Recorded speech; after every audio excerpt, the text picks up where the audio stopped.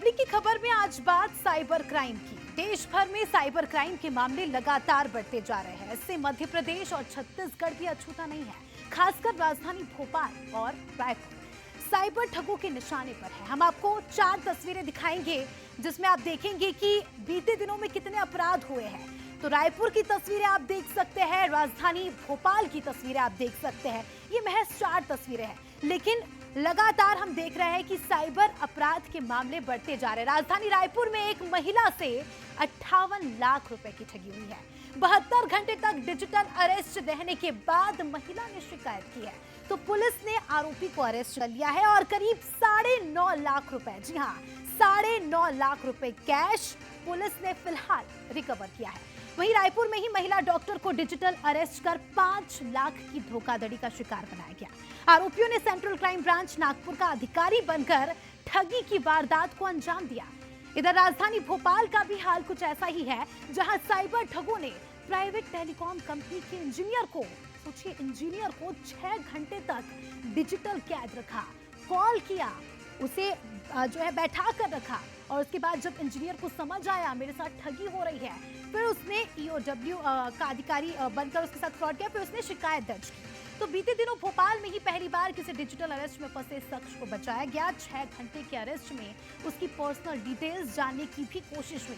देखिए पढ़े लिखे लोगों को, ये देखिए इंजीनियर्स है, डॉक्टर्स है, इन्हें किस तरह से फंसाया जा रहा है। 6 घंटे 72 घंटे तक अपने जाल में ये जो अपराधी है, साइबर अपराधी अपने जाल में इन्हें जकड़ कर रखते हैं, तरह तरह की बातें करते हैं, डराते हैं, धमकाते हैं और लाखों की ठगी की वारदात को अंजाम देते हैं।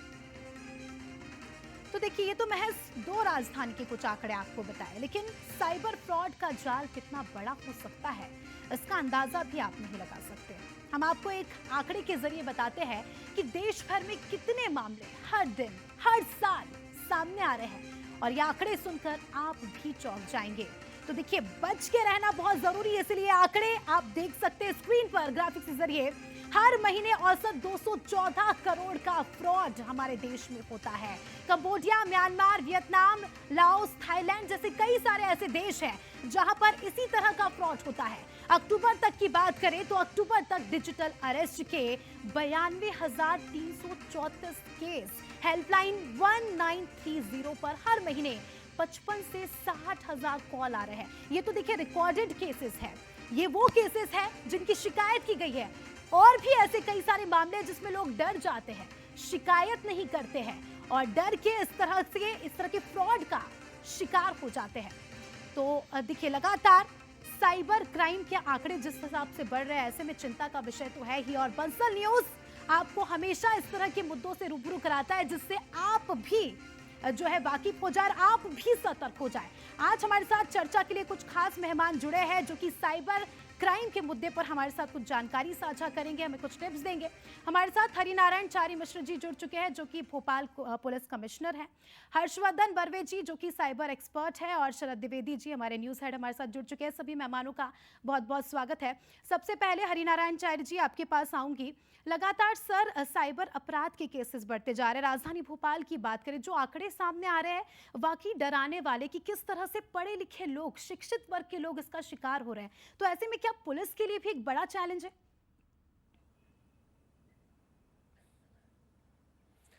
निश्चित तौर पे पुलिस के लिए एक बड़ा चैलेंज है, लेकिन पुलिस इसके प्रति उतनी ही तत्परता से लगातार कार्रवाई भी कर रही है। अगर आप देखेंगे तो ऐसी घटनाएं बढ़ी हैं और इन घटनाओं के पीछे जो खास चीज़, जो सबसे ज़्यादा ध्यान देने वाली जो बात है कि इसमें जितने भी आरोपियों को पकड़ा गया है, वो जहाँ पर पकड़े गए हैं वो अलग से नहीं है, उस पूरा का पूरा गांव, यानी कि अभी एक फेक आईडी का पिछले दिनों एक घटना हुई थी, उसमें जब पुलिस गई तो वहाँ पर लगभग 1000 लोग इस पूरे घटना को अलग अलग जगहों पर अंजाम दे रहे थे।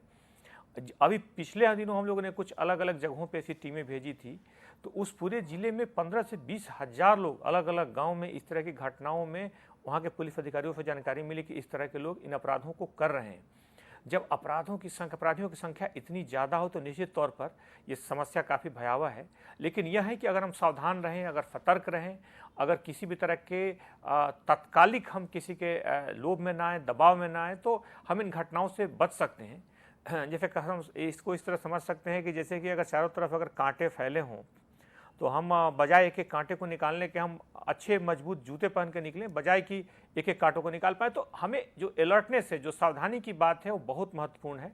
लेकिन फिर भी इसके बावजूद अगर कोई घटना हो जाती है तो हम पुलिस से तत्काल संपर्क करें। अगर तत्कालिक तौर पे हम संपर्क करते हैं तो निश्चित तौर पे इसमें कुछ निश्चित अवधि होती है जब ट्रांजैक्शन होता है। उस अवधि के दौरान अगर हम रिपोर्ट करते हैं तो बड़ी आसानी से वो सारे खाते ब्लॉक हो सकते हैं, पुलिस उसकी तह तक पहुंच सकती है। तो तत्काल यहाँ जो घटनाएं हुई हैं, पिछले दिनों लोगों ने तत्परता से रिपोर्ट की है और पुलिस ने बड़ी ही प्रभावी ढंग से उसमें आरोपियों तक पहुँचने में भी सफलता पाई है और साथ साथ लोगों को इस तरह की परिस्थितियों से बाहर भी निकाला है। बिल्कुल, तो अवेयरनेस और अलर्टनेस दो मेन पॉइंट हैं यहाँ पर जो सामने निकल कर आते हैं। शरद जी, आपके पास आऊँगी। सर, प्रधानमंत्री का एक भाषण याद आता है जिसमें वो कहते हैं कि भारत में जब बच्चा होता है तो वो आई और एआई साथ में बोलता है। साथ ही अभी बीते दिनों उन्होंने मन की बात में जिक्र किया था कि एआई खतरनाक भी साबित हो सकता है जिस हिसाब से ये फ्रॉड्स हो रहे हैं, जिस हिसाब से क्राइम हो रहे हैं। कैसे देखते हैं आप सर, जो केसेस सामने निकल कर आ रहे हैं, आने वाले समय में क्या कुछ परिणाम और हो सकते हैं? हमारे साथ हर्षवर्धन जी हैं और हरिनारायण चारी मिश्र जी हैं, जो बहुत ही लर्नेड दो पर्सनैलिटीज़ हैं। देखिए, ये तो मुझे लगता है कि जैसे एआई के 3 फेजेज़ हैं। एआई का अभी हम आर्टिफिशियल इंटेलिजेंस का जर्नल फेज़ देख रहे हैं, फिर इसका एक सेकंड फेज़ आएगा एंड द लास्ट वन जिसमें बहुत ही, यानी अब इसका जो दूसरा फेज़ होगा, हमें उसको भी अभी से सतर्क करना चाहिए कि आपकी पत्नी रोते हुए आपके वीडियो कॉल पर नज़र आएगी, आवाज़ वही, चेहरा वही, और वो आपसे रोते हुए कहेगी कि गुड्डू का एक्सीडेंट हो गया है, मैंने हॉस्पिटल में एडमिट करा दिया है उसको, डॉक्टर कह रहे हैं 30,000 रुपए चाहिए तुरंत या 1 लाख चाहिए, ऑपरेशन करना है। अभी तक तो आपके सामने ये आ रहा है डिजिटल अरेस्ट करना, लेकिन अब आपके सामने जब आप ही के पति का, आप ही के बेटे का, आप ही की पत्नी का फोटो आएगा रोते हुए, आवाज वही, चेहरा वही, नंबर वही, तो फिर आप क्या करेंगे? एक बहुत मास कैंपेन की जरूरत है हमको।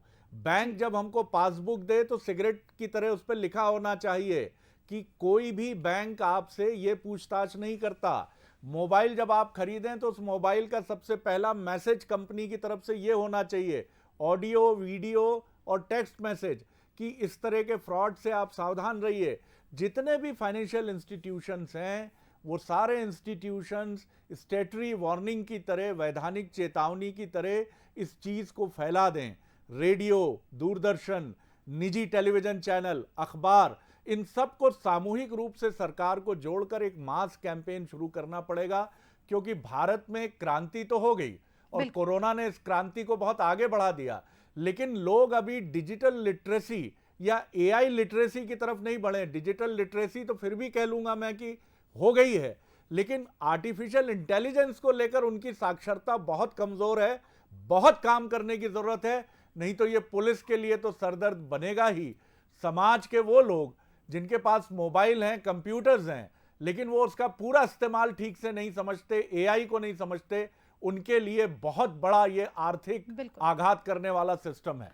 बिल्कुल सर, चिंता की बात तो ये है कि यूथ से लेकर बुजुर्ग व्यक्ति तक इस तरह के फ्रॉड्स का शिकार हो जाता है और उन्हें पता ही नहीं चलता कि उन्हें उनके साथ फ्रॉड हो रहा है। जब पैसे निकल जाते हैं अकाउंट से तब जाकर रियलाइजेशन होती है कि अरे हमारे साथ फ्रॉड हुआ है, और फिर उसके बाद अगर कोई समझदार ही होगा जो शिकायत कर देता है, वरना लोग शिकायत करने से भी बचते हैं। हमारे साथ साइबर एक्सपर्ट हर्षवर्धन जी भी जुड़े हैं।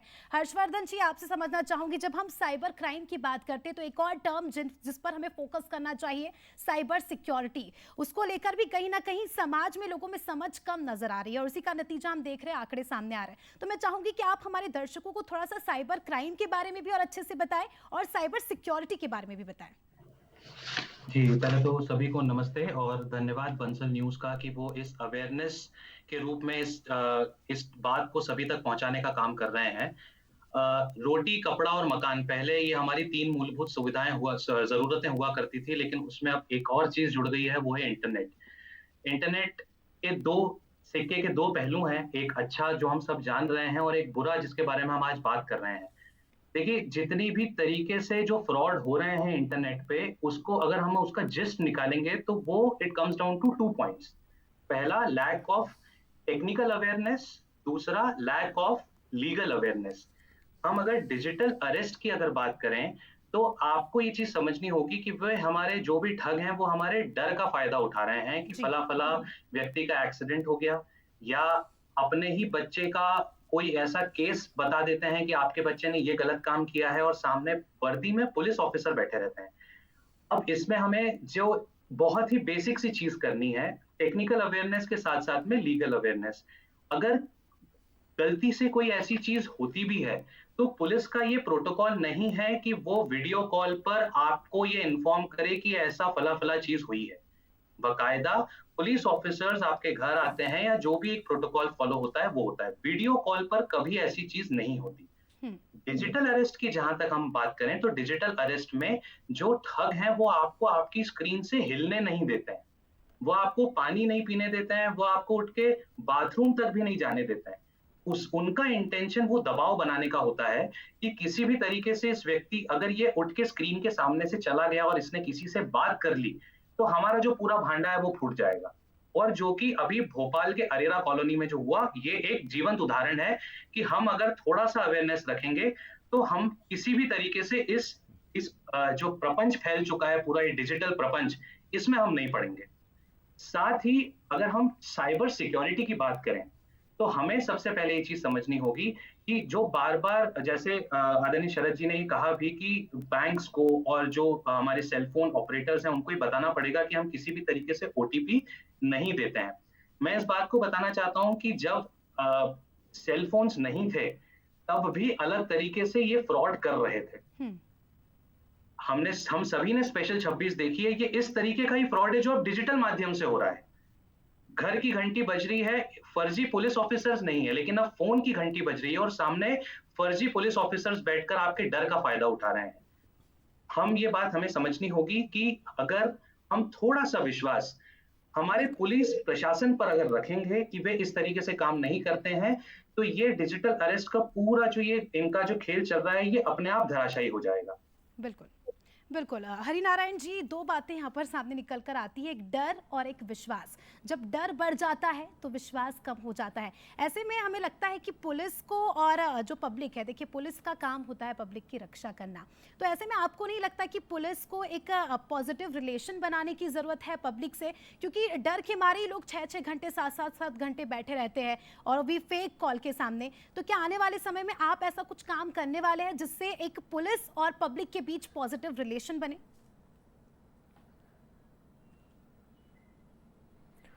आपने बिल्कुल सही कहा कि डर और विश्वास के कारण लोग इस घटना तक इस हद तक पहुंच जाते हैं जो उनकी मनस्थिति है। मैं कहना चाहूँगा कि डर और विश्वास के साथ साथ भ्रम और भय भी इसमें जुड़ेंगे, क्योंकि ये इस तरह की मानसिक स्थिति पैदा की जाती है कि व्यक्ति एक भय के वातावरण में आ जाता है। उसके पास इस तरह की आभासी वातावरण तैयार किया जाता है जिससे उसको लगता है कि उसके किसी सगे के साथ कोई बड़ी घटना होने वाली है।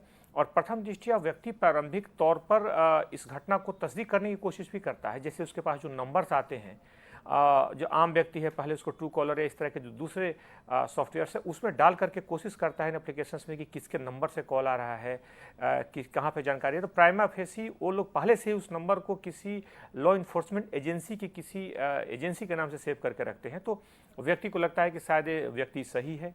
घटनाओं की ताना बाना इस तरीके से होता है कि व्यक्ति उसको आभासी भ्रम का शिकार हो जाता है, उस घटना को सही मान बैठता है और ये सही है कि उसको स्क्रीन से बाहर नहीं जाने देते। जैसे कि अभी जो घटना हुई, पुलिस के पास जब जानकारी आई, जो हाल फिलहाल की जो भी हमारे आसपास की घटनाएं हुई हैं, अगर पुलिस तक व्यक्ति पहुंच गया या किसी भी तरह किसी बाहर के व्यक्ति के संपर्क में आ गया, तो उसी तरह उस घटना का पटाक्षेप हो जाता है। जैसे उबलते हुए दूध में कोई एक चम्मच पानी डाल दे और ख़त्म हो जाता है दूध का उफान, उसी तरह ये पूरी तरीके से घटना जो एक आकार ले रही होती है, एक विपरीत परिस्थिति निर्मित कर रही होती है, एक पल में वो खत्म हो जाती है। लेकिन जो ठग होते हैं उनकी पूरी तरह से मंशा होती है कि व्यक्ति को बाहरी दुनिया से काट कर सिर्फ इस आभासी वातावरण जो भ्रम का उन्होंने बनाया उसके अंदर रखा जाए।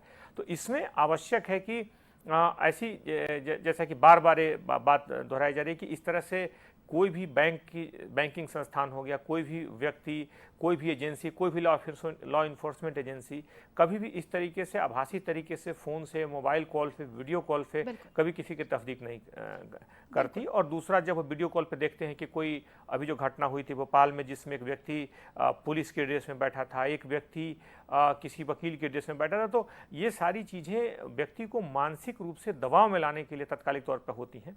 हमें इन चीज़ों से सावधान रहना चाहिए। जहाँ तक आपने पूछा कि पुलिस क्या कर रही है, तो उस मामले में हम लोग स्कूल कॉलेज में लोगों तक पहुँच रहे हैं, बच्चों तक पहुँच रहे हैं।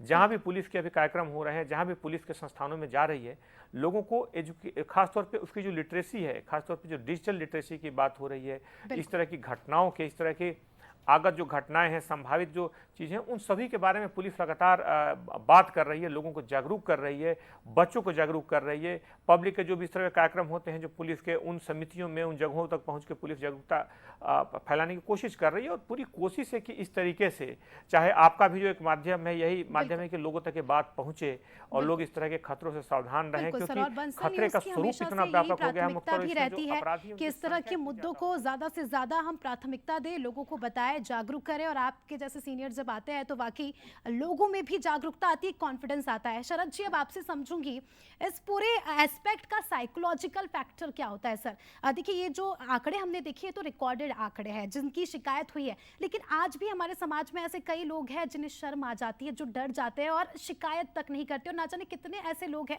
जो इस क्राइम के ताले जो है दब चुके हैं। तो ऐसे में एज अ साइकोलॉजिकल हम कैसे उन लोगों की मदद कर सकते हैं और कैसे साइकोलॉजिकल स्ट्रांग बना सकते हैं कि अगर ऐसा होता भी है आने वाले समय में, तो जो सामने वाला है वो बिना किसी डर के, बिना किसी झिझक के शिकायत कर सके? देखिए, दो तरह के मामले हैं। डिजिटल अरेस्ट में तो लोग शर्म नहीं रखते हैं अपने भीतर और वो तुरंत सूचना देते हैं, लेकिन जो सेक्स एक्सटॉर्शन का मामला है, जिसमें आपकी स्क्रीन पर एक लड़की आती है और वो आपसे कहती है कि आप भी उसके ट्रैप में फंसते हैं कि कौन है ये लड़की, और फिर उसके बाद जो कुछ अप सीन्स क्रिएट होते हैं और उससे आपको ब्लैकमेल किया जाता है, तो वहाँ व्यक्ति सामाजिक प्रतिष्ठा और लोक लाज के लिए डरता है कि पुलिस के पास जाएंगे तो लोग उपहास ही करेंगे कि तुम ऐसी चक्कर में पड़ जाते हो। अभी तुम्हारी अगर उसकी उम्र 50 साल या 45 साल या 60 साल है, तब तो वो और झिझकता है कि मेरे घर में ही मेरा मजाक बनेगा। तो एक तो इसका फ़ायदा उठाते हैं। और तीसरी महत्वपूर्ण चीज़ ये है कि हमारे पूरे सिस्टम में दो तरह की चीज़ों पर बरवे साहब भी सहमत होंगे और चारी साहब भी सहमत होंगे कि हमें ये करने की ज़रूरत है कि आज भी हम दुनिया में सबसे पहले, मुझे याद है कि हमने साइबर जो वैली अमेरिका में है, वो वैली हमने बसाई, सिलिकॉन वैली। हमारे आईटी इंजीनियर्स गए थे अमेरिका। आज भी हम साइबर की, मैं नहीं बात कर रहा हूँ, मैं आईटी इंजीनियर्स की बात कर रहा हूँ, तो दुनिया में हम अपनी रैंकिंग रखते हैं। क्या हम पाकिस्तान से आने वाले, मेरे पास 10 फ़ोन आए हैं इस तरह के, सारे नंबर पाकिस्तान से डिस्प्ले होते हैं, पाकिस्तान का उसमें कोड डिस्प्ले होता है। क्या हम ऐसा सॉफ्टवेयर रिसर्च करके नहीं बना सकते हैं कि कोई भी नंबर किसी के मोबाइल पर आए तो हम तुरंत उसको डिटेक्ट कर लें और उसको कहीं ना कहीं उसको पकड़कर हम ये समझ पाएं कि ये कहाँ से कॉल किया गया है? दूसरी चीज़ ये है कि सोशल अवेयरनेस नहीं है, स्कूल में नहीं है, घर में काम करने वाले जो घरेलू सहायक हैं वो नहीं हैं। मैंने आज भी ऐसे लोग देखे हैं एटीएम पर जो अपना हाथ पर लिख कर लाते हैं उसका पिन कोड, और जब उनसे पैसा नहीं निकलता तो वो दूसरे से पूछते हैं कि भैया ये निकल क्यों नहीं रहा है, क्योंकि वो अंग्रेजी जो डिस्प्ले हो रहा है, अभी भी लैंग्वेज बैरियर्स हैं, हिंदी, मराठी, बांग्ला, कई एटीएम्स हैं जो वर्नाक्युलर लैंग्वेजेस में नहीं बात करते हैं। एक बड़ी बहुशाखीय एक रणनीति की, मल्टी प्रॉन्ज एक स्ट्रैटेजी की हमें ज़रूरत है। बरवे साहब क्या सोचते हैं इस पर? उनका रिएक्शन मैं ज़रूर चाहूँगा। सर बिल्कुल, मैं आपकी बात से कंकर करता हूं कि सिलिकॉन वैली भी हम ही लोगों ने बसाई है, और जो साइबर क्राइम कर रहे हैं वो भी इस चीज को जानते हैं कि जो ये गैप है बीच में, ये इसी गैप का फायदा उठा रहे हैं कि अगर सेक्सटॉर्शन कोई एक 50 साल के व्यक्ति के साथ में होगा तो वो हिचक के मारे नहीं जाएगा बात करने के लिए और उस ट्रैप में फंस जाएगा। आप एक बार देखेंगे, ऑनरेबल कमिश्नर सर भी इस चीज को देखेंगे कि जो टारगेट ऑडियंस रहती है, जो टारगेट करते हैं, वो अमूमन डिजिटल अरेस्ट में 50 साल से ऊपर, 45 साल से ऊपर वाले व्यक्ति को करते हैं जिनके बच्चे बाहर गए हुए पढ़ने के लिए, कि भाई वो अपने साथ में नहीं रह रहे हैं। तो ये बहुत जो, और दूसरी सबसे बड़ी चीज मैं इसमें कहना चाहूंगा, जो डेटा लीक हो रहा है जिसके बारे में हमने अभी बात नहीं की है, कि हमें सबसे पहले उस चीज को रोकना होगा कि आखिर किस तरीके से वो डेटा इन सबके पास में पहुंच रहा है, और इतना माइन्यूट डेटा। अगर आप कुछ समय पहले की घटना देखेंगे कि एक पार्सल कंपनी से फोन आया था कि आपका फला फला पार्सल है, उसमें हमें कुछ पासपोर्ट और ड्रग्स मिले हैं, और वो उन्हीं के घर का एड्रेस बताता है कि आपके घर पे डिलीवर होने वाला था। तो आप देखिए कि घर का एड्रेस तक ये डेटा उनके पास में जा बिल्कुल, रहा है। बिल्कुल। जी, बिल्कुल सही कहा आपने। ये एक महत्वपूर्ण सवाल आपने उठाया है। मैं हरिनारायण चारी जी की तरफ ज़रूर इस सवाल को ले जाऊंगा। सर, डाटा इस देश में बिक जाता है, ये आप भी और हम भी जानते हैं। वो बैंक का डाटा भी बिक जाता है, दुनिया में भी बिकता है, टेलीफोन का डाटा भी बिक जाता है। इस चीज़ को एक तो कठोर कानून के दायरे में लाना पड़ेगा कि जो कर्मचारी किसी भी निजी या सरकारी संस्थान के डाटा सेलिंग से जुड़े हैं, उसकी रोक होनी चाहिए। और बरवे साहब ने जो महत्वपूर्ण बात की कि हम अपने एंड्रॉयड फ़ोन पर हर चीज़, जब हम कोई भी ऐप डाउनलोड करते हैं तो हम ये नहीं सोचते कि हमारी ये क्लिक कितनी मुसीबत हमको डाल सकती है, क्योंकि हम अपनी शर्ट का रंग, हम अपने घर का एड्रेस, हम अपनी पसंद अभिरुचि सब पूरी उसमें झोंक दे रहे हैं, सबको मालूम है। क्या कहेंगे इस पे आप? कानूनों के दायरे में कैसे इसको हम स्ट्रिक्टली इसको डील करें? इसमें 2-3 मुद्दे हैं। पहला आपने बताया जैसे कि क्यों जो नॉर्मल कॉल आते हैं, आप सवाल कर रहे थे कि क्यों नहीं हम ट्रेस कर पाते हैं जो अंतर्राष्ट्रीय कॉल आते हैं। पहला कि जिस तरह के जितने भी कॉल होते हैं, सारे के सारे कॉल वो लैंडलाइन या मोबाइल के कॉल्स नहीं होते हैं। उसमें अधिकांश 99% जो कॉल्स होते हैं वो इंटरनेट के कॉल होते हैं। उसमें विभिन्न तरह के एप्लीकेशन यूज होते हैं जो अलग अलग देशों में बने होते हैं, जिसके कारण निश्चित तौर पे प्रक्रिया जटिल हो जाती है। ऐसा नहीं कि वहाँ तक पहुँचा नहीं जा सकता या पहुँचा नहीं जाता है, लोग पहुँचते भी हैं, पकड़े भी जाते हैं, लेकिन प्रक्रिया जटिल होने के कारण उसमें वक्त लगता है। दूसरा, आपने कहा डाटा की बात है, बिल्कुल सही है कि बहुत सारे ऐसे डाटा जो कि सामाजिक तौर जो कि बाहर नहीं आने चाहिए, वैसे डाटा भी बाहर आ जाते हैं। कई बार इसमें कर्मचारियों की भूमिका होती है, लेकिन यह भी सही है कि जब कोई अपराध घटित होता है तो उनकी भूमिका भी तय की जाती है और उनके विरुद्ध भी कार्रवाई की जाती है। इसलिए भूमिका का संरक्षण, डाटा जो प्राइवेसी है, बहुत महत्वपूर्ण मुद्दा है और इसमें लगातार कार्रवाई की गई है। तीसरा, इसमें जो महत्वपूर्ण कड़ी है, अभी पिछले दिनों जितनी भी घटनाएं हुई हैं उसमें समान तौर पर देखा गया है कि एक अंधी प्रतिस्पर्धा के दौर में हम कई बार छोटी छोटी घटनाओं को सोशल मीडिया पर शेयर करते हैं। जैसे कि किसी का बेटा गया, उसने कहीं किसी दूसरे शहर में अभी लैंड किया, कहीं गया, छोटी छोटी बातों को माँ बाप उसको शेयर करते हैं। उसमें जो साइबर क्रिमिनल्स होते हैं वो अचानक नहीं करते, पूरी तैयारी के साथ किसी व्यक्ति पर हमला करते हैं। उनको व्यक्ति के बारे में छोटी छोटी बारीक जानकारियां होती हैं। उनको मालूम है कि अगर किसी का बेटा दिल्ली में उतरा है तो उसमें कुछ शेयर किया, उसके बाद उस पर वो अचानक कोई मैसेज आएगा कि बेटा अचानक गया है, यहाँ पे कुछ बातें उससे प्रारंभिक तौर पर सही होती हैं, जिसे व्यक्ति को इसलिए व्यक्ति को विश्वास हो जाता है कि शायद हाँ बच्चा दिल्ली तो गया है। अब इसके पहले कि वो कुछ तस्दीक करे, किसी के पीछे से चिल्लाने की आवाज़ आती है जो कि थोड़ी सी दूर से होती है, अस्पष्ट सी होती है, लेकिन इसमें रोने की आवाज़ स्पष्ट होती है। फिर उसमें कुछ ऐसी बातें होती हैं कि व्यक्ति उसका समझ नहीं पाता और तत्कालिक तौर पे 5 या 10 मिनट का वक्त देते हैं। बिल्कुल सर, वक्त हमारे पास कम है, तो मैं एक छोटा सा और सवाल आपके सामने लेकर आ रहा हूं। आपने बहुत इंपॉर्टेंट बात हमारे साथ शेयर की है कि सोशल मीडिया आपकी व्यक्तिगत जानकारियों का कोई सूचना बोर्ड नहीं है। मत करिए ये सब कि कब शादी हो रही है, बच्चा कब जा रहा है, कब आ रहा है, आपका क्या नाम है, आपके यहाँ किसके डेथ हुई है, किसका क्या हुआ, मत करिए ये सब। सोशल मीडिया इसका सूचना बोर्ड नहीं है। सर, क्या आपको लगता है कि पुलिसिंग का भी अब ये एक बड़ा चैलेंज है? तो अब हमें जो चाहे हम लोअर रंग की भर्ती करें या हम मिडिल लेवल पे जाएं, अपर लेवल पे तो ये अवेयरनेस पुलिस में है ही, क्या हमको एक पूरा साइबर अमला क्रिएट करना पड़ेगा जिसकी तैयारी हमें अभी से करनी पड़ेगी कि हमारा सबसे निचली कड़ी एक कांस्टेबल भी बहुत इसमें दक्ष हो? यह बिल्कुल आवश्यक है। हमने देखा कि लगातार पुलिस प्रशिक्षण कर रही है। आपने देखा होगा माननीय मुख्यमंत्री महोदय भी परसों साइबर सेल यहाँ के स्टेट के गए थे और उन्होंने इस मुद्दे को बड़ी गंभीरता से उठाया था और पुलिस भी लगातार सभी अधिकांश जिलों में लगभग साइबर सेल, साइबर वहाँ पे अलग अलग सेल के साथ साथ प्रशिक्षण के शिविर दिए जा रहे हैं। विभिन्न तरीके के जो प्रशिक्षण के कार्यक्रम हो रहे हैं पुलिस कांस्टेबल्स के, वहाँ पे प्रारंभिक दौर में ही इसका प्रशिक्षण का हिस्सा बनाया गया है।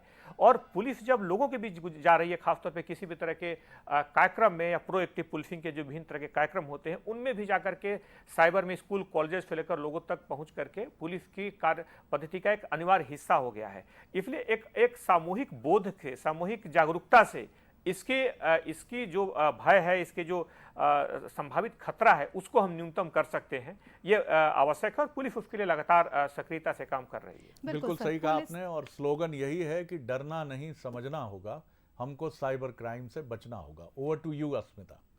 बिल्कुल सर, तो हमें एज अ टीम काम करना होगा, हमें भी एज अ नागरिक जागरूक होना होगा। पुलिस अपना काम कर ही रही है, साइबर एक्सपर्ट्स अपना काम कर ही रहे हैं, और जागरूकता के लिए हम इसीलिए आपको ऐसी खबर बताते हैं जिससे आपको भी पता चले कि क्या हो रहा है, कहाँ सतर्कता बरतनी है, कहाँ अलर्ट रहना है। इसी के साथ सभी मेहमानों का बहुत बहुत शुक्रिया हमारे साथ जुड़ने के लिए और जानकारी साझा करने के लिए।